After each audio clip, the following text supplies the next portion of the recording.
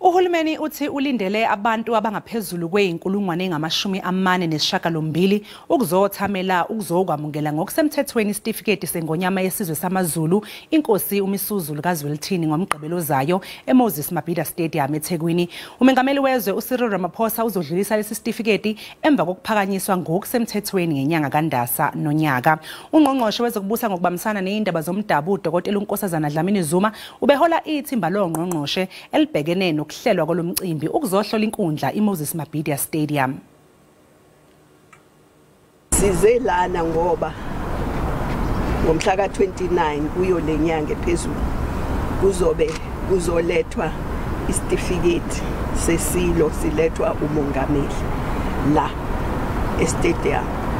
Thina ke sizobheka ukuthi njengoba kuthiwa kuzobe kula estadium uzobe kumi kanjani, ubani ozayo uzobe kuphi, uzohlaliswaphi kanjani.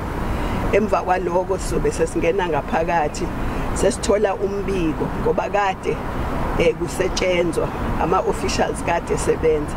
Sesitshela umbiko ke ukuthi kulaba ababheka into ze-protocol ubani ozobe ekhona uzobe kuhamba kanjani.